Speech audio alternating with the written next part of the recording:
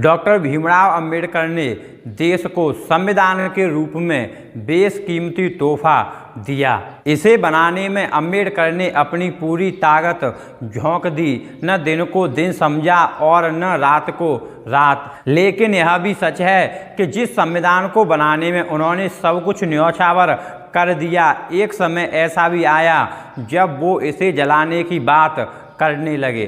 शायद उन्हें पहले ही इस बात का एहसास हो गया था कि संविधान की आड़ में देश के 5% से भी कम आबादी वाला अभिजात वर्ग देश के लोकतंत्र को ठिकाने लगा देगा और 95% को इससे कोई फायदा नहीं होगा। आज़ादी के बाद ही देश में जिस तरह से राजनीतिक परिवारों का जन्म हुआ और पूरी सत्ता उनके इर्द गिर्द घूमने लगी, संविधान की आड़ में वे किस तरह से केवल अपने हितों की सेवा कर रहे हैं और केवल उनके परिवार या उनके जो लोग हैं वे इसका फ़ायदा उठा रहे हैं। ऐसा लगता है कि डॉक्टर भीमराव अंबेडकर की आशंका बिल्कुल भी गलत नहीं थी। तो दोस्तों, आखिर भारतीय संविधान के जनक ऐसा क्यों करना चाहते थे? वह किस बात से इतना नाराज हो गए कि उन्होंने संविधान को जलाने की बात कही? दोस्तों, इस वीडियो के माध्यम से जानेंगे, तो वीडियो के लास्ट तक बने रहें। दोस्तों, संविधान को बनाने में पूरे 2 साल 11 माह और 18 दिन का समय लगा था। इसके निर्माता डॉक्टर भीमराव अंबेडकर थे और इसको कॉपी किया था प्रेम बिहारी नारायण रायजादा ने।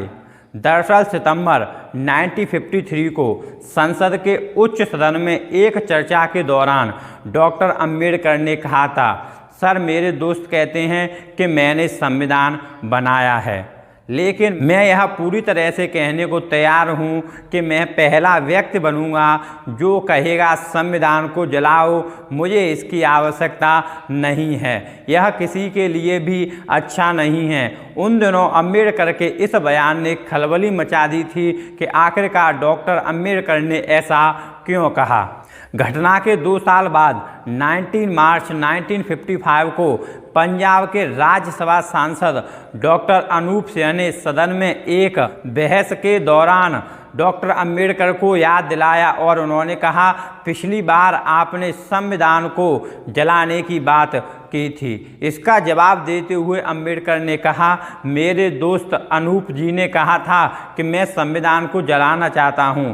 पिछली बार मैं इसका कारण नहीं बता पाया था क्योंकि मैं जल्दी में था, लेकिन अब मुझे मौका मिला है तो मैं आपको बताऊंगा। अंबेडकर ने कहा, हम मंदिर बनाते हैं ताकि भगवान उसमें आएं और रहने लगें, लेकिन भगवान के आने से पहले दानव आकर रहने लगें तो मंदिर को नष्ट करने के अलावा क्या रास्ता बचेगा। यह सोचकर कोई मंदिर नहीं बनाता कि उसमें असुर वास करें, सभी चाहते हैं कि उसमें देवों का वास हो। यही कारण था कि मैंने संविधान को जलाने की बात कही थी। इस पर एक सांसद ने कहा था कि मंदिर को खत्म करने की बजाय उस दानव को निकालने की बात क्यों नहीं करनी चाहिए।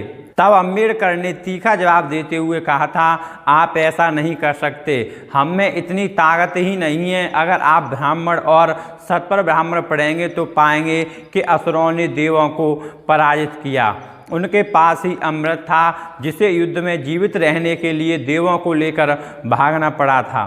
अंबेडकर ने कहा, संविधान को आगे लेकर जाना है तो एक बात याद रखनी होगी, उन्हें समझना होगा कि बहुसंख्यक और अल्पसंख्यक दोनों हैं। अल्पसंख्यकों को नज़रअंदाज नहीं किया जा सकता है। डॉक्टर अंबेडकर तब संविधान के कई प्रावधानों संशोधनों से नाराज थे।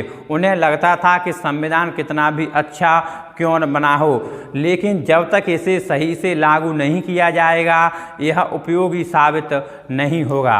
बाबा साहब अकेले ऐसे भारतीय हैं जिनकी प्रतिमा लंदन संग्रहालय में कार्ल मार्क्स के साथ लगाई गई है। डॉक्टर भीमराव अंबेडकर के पास 32 डिग्रियां थीं। वे विदेश जाकर अर्थशास्त्र में PhD करने वाले पहले भारतीय थे। नोबेल प्राइज जीतने वाले अमर्त्य सेन इन्हें अपने पिता की तरह मानते हैं। पेशे से बाबा साहब एक वकील थे। हमारे देश के झंडे में अशोक चक्र लगाने वाले भी वही थे।